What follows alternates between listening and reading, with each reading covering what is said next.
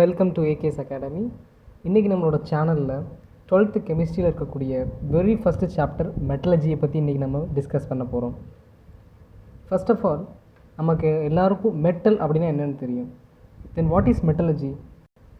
இந்த டேர்மை நம்ம எப்படி டிவைட் பண்ணலாம் அப்படின்னா, ஒரு கம்ப்ளீட் ஹிஸ்ட்ரி ஆஃப் மெட்டல்ஸ், ஒரு மெட்டல் பூமியிலேருந்து கிடச்சி அதை நம்ம டெய்லி யூஸுக்கு கொண்டு வர வரைக்கும் என்னென்ன ப்ராசஸ் நடக்குது அப்படிங்கிறத பற்றி தெரிஞ்சுக்கிறது தான் மெட்டலர்ஜி.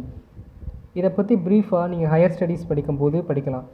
இன்ஜினியரிங்கில் இதுக்குன்னு ஒரு தனி டிபார்ட்மெண்ட்டே இருக்குது. பிடெக் மெட்டலர்ஜிங்கிற டிபார்ட்மெண்ட் இருக்குது. இன்க்ளூடிங் அவர் கூகுள் சிஇஓ சுந்தர் பிச்சை கூட இந்த டிகிரி தான் முடிச்சிருந்திருக்காரு. ஸோ இந்த மெட்டலர்ஜி சாப்டர்லேருந்து இன்றைக்கி அதோட இன்ட்ரடக்ஷனும் அதுலேருந்து நம்ம என்னென்ன கற்றுக்க போகிறோம் அப்படிங்கிற பற்றியும் டிஸ்கஸ் பண்ணலாம்.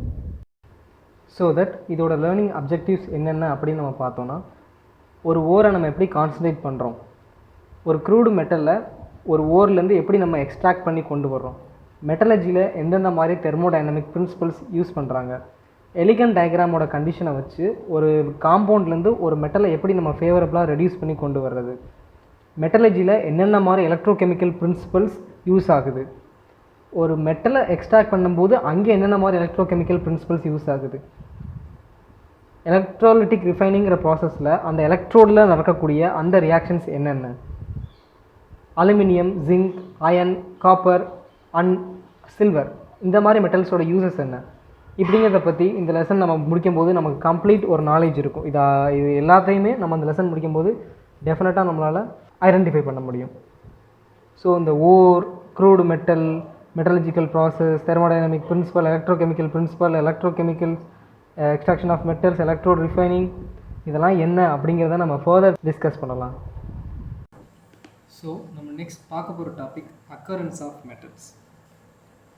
பியூர் மெட்டல்ஸ் அப்படின்னு எடுத்துக்கிட்டோன்னா, பியூர் மெட்டல்ஸ் எல்லாமே ஷைனியாக இருக்கும், மேலபிளாக இருக்கும், அதாவது ரொம்ப ஹார்டான எலமெண்ட்டாக இருக்கும்.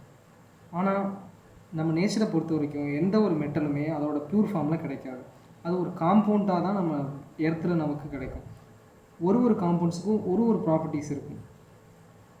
Some metals least chemical reactivity இருக்கும். For example copper, silver, gold, platinum. இந்த மாதிரி மெட்டல்ஸ் வேறு மற்ற மெட்டல்ஸோட எர்த்தில் எந்த ரியாக்டும் பண்ணாது. ஸோ தட் இதனால் எந்த ஒரு காம்பவுண்டும் ஃபார்ம் பண்ணாமல் இது நமக்கு பியூராகவே நமக்கு எர்த்துலேருந்து கிடைக்கும்.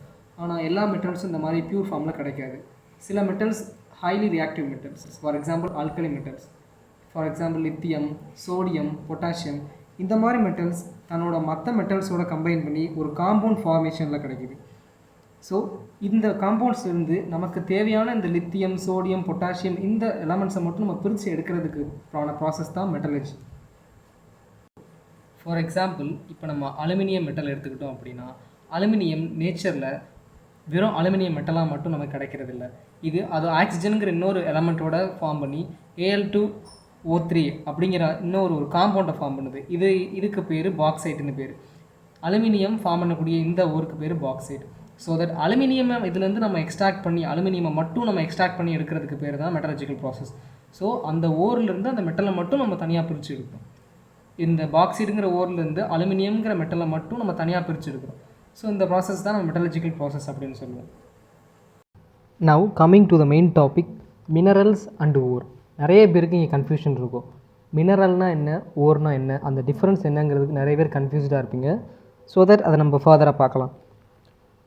நேச்சுரலாக மைனிங் மூலியமாக ஏர்த்துலேருந்து ஒரு ஃப்ரீ ஸ்டேட்லேயோ இல்லை மற்ற மெட்டல்ஸோட கம்பைனான ஒரு கம்பைன்டு ஸ்டேட்லேருந்தோ ஒரு மெட்டலை எடுத்தோம் அப்படின்னா அதுக்கு பேர் மினரல். ஸோ பேசிக்காக ஏர்த்துலேருந்து கிடைக்கக்கூடிய எல்லாமே மினரல்ஸ் தான். ஸோ அப்போ ஓர்னால் என்ன? ஸோ இப்போ அயன் எடுத்துக்கிட்டோன்னா, அயன் இந்த ஏர்த்தில் 800 வெரைட்டிஸ் ஆஃப் மினரல்ஸ்லேருந்து கிடைக்கிது. 800 வெரைட்டிஸ் ஆஃப் மினரல்ஸ்லேருந்து கிடைக்கிது. ஸோ இப்போ அயனோட பர்சன்டேஜ் இந்த மினரல்ஸ்லாம் ஒரு கம்மியான பர்சன்டேஜில் தான் இருக்கும். ஃபார் எக்ஸாம்பிள் இப்போ அந்த 800 மினரல்ஸ்லையும் அயனோட பர்சன்டேஜ் ஒன்லி 2% தான். ஒரு மினரல்லையும் அயனோட பர்சன்டேஜ் 2% அயன் தான் இருக்குது. ஸோ ஒரு மினரல்லேருந்து நம்ம எக்ஸ்ட்ராக்ட் பண்ணி அந்த அயனை எடுத்தோம் அப்படின்னா 2% அயன் 2% அயன் தான் கிடைக்கும். ஸோ இப்போ ஹெமடைட், Fe2O3. ஸோ இதுவும் ஒரு மினரல், அயனோட மினரல். ஸோ இந்த மினரலில் மட்டும் அயனோட பங்கு, அதாவது அயனோட அந்த பர்சன்டேஜ் அதிகமாக இருக்கும். For example 97%.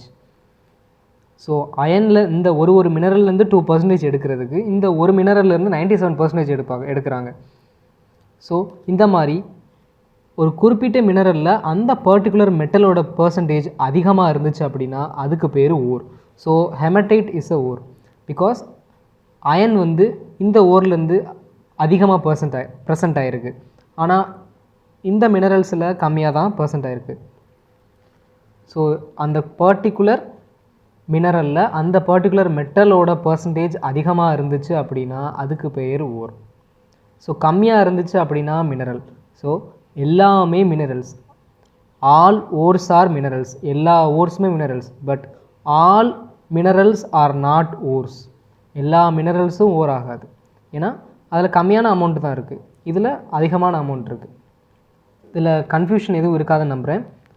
இதில் நம்ம முக்கியமாக ஞாபகம் வச்சுக்க வேண்டியது என்ன அப்படின்னா, அந்த பர்டிகுலர் மெட்டலோட இன்ட்ரெஸ்ட் அந்த மினரலில் கம்மியாக இருந்துச்சுன்னா அதுக்கு பேர் மினரல். அதே மினரலில் அந்த பர்டிகுலர் மெட்டல் அதிகமாக இருந்துச்சுன்னா அதுக்கு பேர் ஓர். இப்போ இந்த ஓரில் தான் இந்த மெட்டலோட பர்சன்டேஜ் அதிகமாக இருக்குது அப்படிங்கிறனால இப்போ இந்த ஓர்லேருந்து இந்த மெட்டலை எப்படி நம்ம பிரித்து எடுக்கிறோம் அப்படிங்கிறதுல ஒரு 3 மெயின் ப்ராசஸ் இருக்குது. ஸோ அந்த ஓர்லேருந்து அந்த குறிப்பிட்ட மெட்டலை நம்ம பிரித்து எடுக்க போகிறோம். இதுக்கு 3 மெயின் ப்ராசஸ் இருக்குது. ஸோ தட் இந்த 3 மெயின் ப்ராசஸ் என்னென்னு நம்ம பார்த்தோம் அப்படின்னா, concentration of ores, extraction of crude metals and refining of crude metals. Concentration of ores அப்படின்னா அந்த ஓர்ஸ் நம்ம ஏர்த்லேருந்து எடுக்கும்போது அந்த ஓர் மட்டும் இல்லாமல் அது கூட சில ராக்கி இம்ப்யூரிட்டிஸ், அதாவது தேவையில்லாத அந்த தூசுகள், அந்த மாதிரி படிமங்கள் வந்து அதில் அதிகமாகவே வந்து ப்ரெசென்ட் ஆகிருக்கும். ஸோ இதை ரிமூவ் பண்ணுறதுக்கு, அந்த ஓர்லேருந்து இந்த மாதிரி ராக்கி இம்ப்யூரிட்டிஸை நம்ம ரிமூவ் பண்ணுறதுக்கு நம்ம கான்சன்ட்ரேஷன் ஆஃப் ஓர்ஸுங்கிற அந்த ப்ராசஸில் இது எல்லாத்தையும் நம்ம ரிமூவ் பண்ணுறோம். ஸோ செகண்ட் ப்ராசஸ் நம்ம என்ன பண்ணுறோன்னா எக்ஸ்ட்ராக்ஷன் ஆஃப் க்ரூட் மெட்டல்ஸ். அந்த டஸ்ட்டெல்லாம் ரிமூவ் பண்ணதுக்கப்புறம் அந்த க்ரூட் மெட்டலை, அதாவது இது பியூர் மெட்டல் கிடையாது, க்ரூட் மெட்டல், விச் மீன்ஸ் இதில் சில நான் மெட்டல்ஸும் கலந்து தான் இருக்கும். இன்னும் அது வந்து நம்ம பியூராக கொண்டு வரல. ஜஸ்ட் நம்ம இருக்க டஸ்ட்லாம் ரிமூவ் பண்ணிவிட்டு இதை நம்ம எக்ஸ்ட்ராக்ட் பண்ணுறோம். அந்த க்ரூடு மெட்டல் அதில் சில நான் மெட்டல்ஸ் இருக்க வாய்ப்புகள் இருக்குது. ஸோ அந்த க்ரூடு மெட்டல்ஸை நம்ம எக்ஸ்ட்ராக்ட் பண்ணுறோம். ஸோ எக்ஸ்ட்ராக்ட் பண்ண அந்த க்ரூடு மெட்டல்ஸில் இருக்கிற மற்ற தேவையில்லாத அந்த எலமெண்ட்ஸையும் ரிமூவ் பண்ணுற ப்ராசஸுக்கு பேர் ரிஃபைனிங் ஆஃப் க்ரூடு மெட்டல்ஸ். நமக்கு நெக்ஸ்ட் பேஜில் ஒரு பெரிய டேபிளர் காலம் கொடுத்துருப்பாங்க. இந்த டேபிளர் காலமை நல்லா தரவும் நமக்கு வந்து மெமரைஸ் பண்ணி வச்சுக்கணும். ஸோ இது பப்ளிக்கில் 1 வேர்ட்ஸில் கேட்க ரொம்ப சான்ஸ் இருக்குது.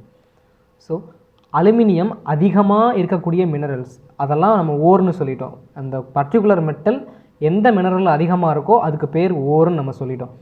ஸோ அலுமினியம் இந்தந்த மினரல்ஸ்லாம் அதிகமாக ப்ரெசென்ட் ஆகிருக்கு. ஸோ இது 3ஐயும் நம்ம ஓரில் சேர்த்துட்டோம். Bauxite, diaspore and கேயோலைட்.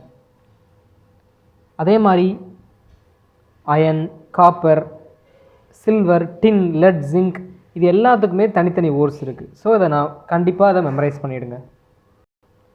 So concentration of ஓர்ஸை டீட்டெயிலாக பார்த்துடலாம். The ores are associated with non metallic impurities. Non metallic impurities means இது மெட்டல் இல்லாமல் மற்ற இம்ப்யூரிட்டிஸ் அது என்னவா வேணால் இருக்கலாம். ஸோ அந்த டஸ்ட்டெல்லாம் அந்த ஓரோட அசோசியேட் ஆகிருக்கும். ராக்கி மெட்டீரியல்ஸ், தேவையில்லாத கற்கள், சிலிசியஸ் மேட்டர், நம்ம கண்ணுக்கு தெரியாத நுண்துகள்கள், which are collectively known as gangue. இது எல்லாம் அந்த ஓரில் ஜாயின் பண்ணி இருக்கிறதுக்கு பேர் காஞ்ச் அப்படின்னு சொல்லியிருக்காங்க.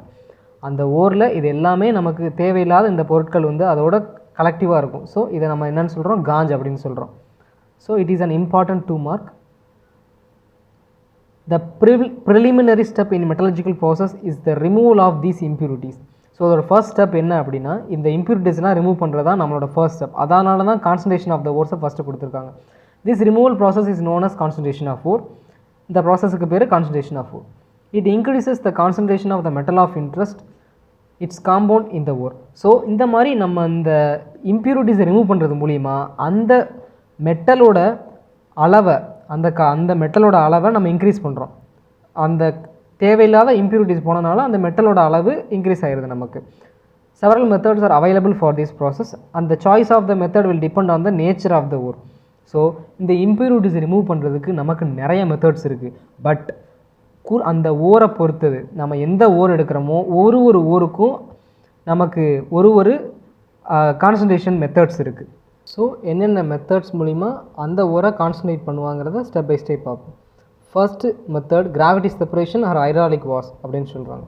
இந்த மெத்தடில் நம்ம என்ன பண்ண போகிறோம் அப்படின்னா ஒரு பெரிய ட்ராலி நீங்கள் பெரிய டிஸ்கவரி சேனலெல்லாம் அதிகமாக பார்த்துருப்பீங்க. ஸோ தட் இப்படி ஒரு ட்ராலி இருக்கும். ஸோ நமக்கு தேவையான அந்த பர்டிகுலர் ஓரை நம்ம நல்லா கிரைண்ட் பண்ணி நல்லா பவுடர் ஃபார்மேட்டில் நம்ம மாற்றி எடுத்துக்கணும். ஸோ இந்த இடத்துல இருந்து ரொம்ப ஹை ஃபோர்ஸில் வாட்டர் ஃப்ளோ ஆகும். ரொம்ப ஹை ஃபோர்ஸில் வாட்டர் ஃப்ளோ ஆகும். ஸோ இந்த பவுடர்டு இந்த ஓரை நம்ம இந்த வாட்டர் ஃப்ளோவில் நம்ம அப்ளை பண்ணும்போது ஸோ இதில் இருக்க மெட்டலும் இதில் பவுடர் ஆயிரும், இதில் இருக்க இம்ப்யூரிட்டிஸும் பவுடர் ஆயிரும். ஸோ மெட்டலோட மாஸ் வந்து அதிகம். எதை விட இம்ப்யூரிட்டிஸை விட மெட்டலோட மாஸ் அதிகம். ஸோ இந்த வாட்டரில் ஃப்ளோ ஆகும்போது மாஸ் கம்மியாக இருக்க அந்த இம்ப்யூரிட்டிஸ் இந்த வாட்டரோடு சேர்ந்து வெளியே போயிடும். ஸோ மாஸ் இந்த ட்ராலி இப்படி இருக்கும். இந்த மாஸ் அதிகமாக இருக்க இந்த மெட்டல்ஸ் வந்து ஸோ கிராவிட்டினால் கீழே அட்ராக்ட் பண்ணப்பட்டு இந்த இடத்துல அப்படியே ஸ்டோர் ஆகிடும். ஸோ இந்த மெட்டல்ஸ் பூரா இங்கே ஃப்ளோ வாட்டர் ரன் ஆகிற அந்த ஃப்ளோவில் போயிடாமல் கீழே ஸ்டோர் ஆயிரும். இம்ப்யூரிட்டிஸ் பூரா வாட்டர் ஃப்ளோவோட அப்படியே ஜாயின் பண்ணி வெளியே போயிடும். ஸோ இதை தான் நமக்கு இங்கே சொல்லியிருப்பாங்க. In this method, the ore having high specific gravity is separated from the ganj that has low specific gravity by simply washing with running water. எந்தெந்த ஓருக்கெல்லாம் ஹை ஸ்பெசிஃபிக் கிராவிட்டி இருக்கோ அதெல்லாம் அந்த லோ ஸ்பெசிஃபிக் கிராவிட்டி உள்ள இம்ப்யூரிட்டிஸில் இருந்து தனியாக எடுத்துடலாம். அந்த ஓரை நம்ம ஃபர்ஸ்ட் ஃபைனலி பவுடர் பண்ணிக்கிறோம். அதுக்கப்புறம் ரேபிட் ஃப்ளோயிங் கரண்ட் வாட்டர், அதாவது ரொம்ப ஸ்பீடாக போகக்கூடிய அந்த வாட்டரில் நம்ம அதை கலக்கிறோம். இந்த ப்ராசஸில் லைட்டர் காஞ்ச் பார்ட்டிகிள்ஸ், அதாவது அந்த தேவையில்லாத அந்த லைட்டர் பார்ட்டிகிள்ஸ் எல்லாம் அந்த ரன்னிங் வாட்டரில் சேர்ந்து வெளியே போயிடும். This method is generally applied to concentrate the native ore. Native ores எல்லா ஓர்ஸுக்கு இது அப்ளிகபிள் இல்லை. நேட்டிவ் ஓர்ஸ் என்னென்ன நேட்டிவ் ஓர்ஸுக்கு மட்டும்தான் அப்ளிகபிள். என்னென்ன native ores? Gold and oxide ores. Okay, அது என்ன கோல்டோட ஓர் என்ன, ஆக்சைட்ஸோட ஓர் என்ன அப்படின்னு பார்த்தோன்னா ஹெமடைட் அண்ட் டின்ஸ்டோன். ஸோ இந்த மாதிரி ஓர்ஸ்லேருந்து கோல்டையும் விச் மீன்ஸ் கோல்டு அந்த எலமெண்ட்டை நம்ம பிரித்து எடுக்கிறோம் அப்படின்னா கோல்டு அந்த ஓரை நமக்கு ஃபைனலி பவுடர் பண்ணிவிட்டு அந்த ரன்னிங் வாட்டரில் போடும்போது கோல்டு கீழே செட்டில் ஆயிரும், அந்த இம்ப்யூரிட்டிஸ் எல்லாம் வெளியே போயிடும். ஸோ ஆக்சைடு ஓரை கான்சன்ட்ரேட் பண்ணுறதுக்கு இந்த மெத்தட் யூஸ் பண்ணப்படுது. நோட் த பாயிண்ட், 1 மார்க்கில் கண்டிப்பாக கேட்பாங்க. ஆக்சைடு ஓரை கான்சன்ட்ரேட் பண்ணக்கூடிய அந்த மெத்தடுக்கு பேர் என்ன? Gravity separation R hydraulic wash.